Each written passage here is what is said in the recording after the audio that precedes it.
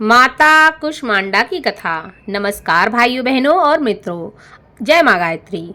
आप सभी का मेरे YouTube चैनल शुभकर माही अष्टू में स्वागत है।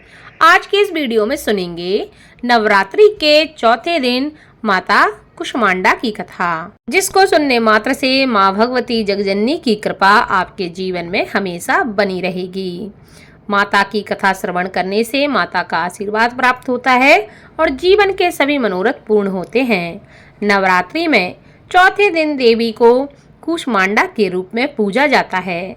अपनी मंद हल्की हंसी के द्वारा अंड यानी ब्रह्मांड को उत्पन्न करने के कारण इस देवी को कुष्मांडा नाम से अभिहित किया गया है। जब सृष्टि नहीं थी और चारों तरफ अंधकार ही अंधकार था, तब इसी देवी ने अपने ईशित हास्य से ब्रह्मांड की रचना की थी। इसीलिए इसे सृष्टि की आदि स्वरूपा या आदि शक्ति कहा गया है। इस देवी की 8 भुजाएं हैं, इसलिए अष्टभुजा यह कहलाईं। इनके 7 हाथों में क्रमशः कमंडल, धनुष, बाण, कमल, पुष्प, अमृतपूर्ण कलश, चक्र तथा गदा है। 8वें हाथ में सभी सिद्धियों और निधियों को देने वाली जप की माला है। इस देवी का वाहन सिंह है और इन्हें कुम्हड़े के बलि अति प्रिय है। संस्कृति में कुम्हड़े को कुष्मांड कहते हैं, इसलिए इस देवी को कुष्मांडा कहा गया है। इस देवी का वास शूर मंडल के भीतर लोक में है।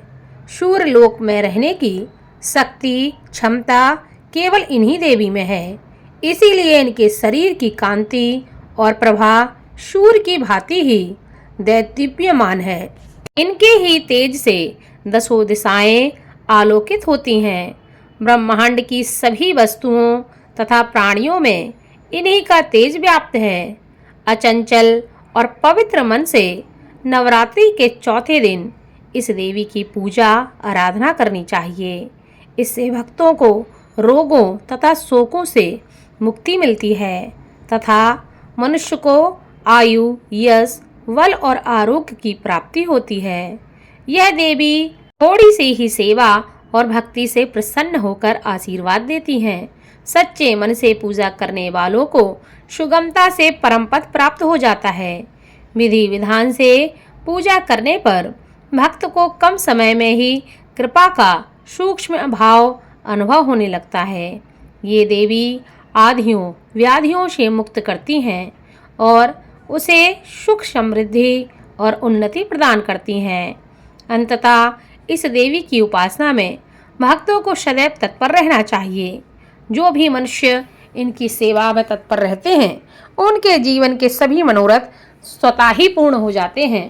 माँ कोई कृपा प्राप्ति के लिए, उन्हें प्रसन्न करने के लिए आप माँ की इस प्रकार स्तुति भी कर सकते हैं। कुष्मांडा जय जग सुखदानी, मुझ पर दया करो महारानी। पिंगला ज्वाला मुखी निराली, साकंबरी माँ भोली भाली। लाखों नाम निराले तेरे, भक्त कई मतवाले तेरे। भीमा पर्वत पर है डेरा, स्वीकारो प्रणाम ये मेरा। सबकी सुनती हो जगदम्बे, सुख पहुँचाती हो माँ अम्बे। तेरे दर्शन का मैं प्यासा, पूर्ण करो मेरी माँ आशा। माँ के मन में ममता भारी, क्यों ना सुनोगी अर्ज हमारी। तेरे दर पर किया है डेरा, दूर करो माँ संकट मेरा। मेरे तुम भंडारे भर दो, तेरा दास तुझे ही ध्याए। भक्त तेरे दर शीश झुकाए। इस प्रकार माँ की उपासना से सिद्धियों में निधियों को प्राप्त कर समस्त रोग शोक दूर होकर आयु यश में वृद्धि होती है। प्रत्येक सर्वसाधारण के लिए आराधना योग्य यह श्लोक सरल और स्पष्ट है। माँ जगदम्बे की भक्ति पाने के लिए आप इसे कंठस्थ करके चतुर्थ दिन माँ भगवती को सुना सकते हैं और उनसे प्रार्थना कर सकते हैं। ऐसा करने से माँ की कृपा आप पर अवश्य होगी। बोलो माँ कुष्मांडा की जय। इस कथा को आप ज़्यादा से ज़्यादा शेयर करें ताकि आपके साथ साथ आपके अपने भी इस कथा का लाभ ले सकें और माँ भगवती की कृपा आपके साथ आपके घर परिवार पर हमेशा बनी रहे।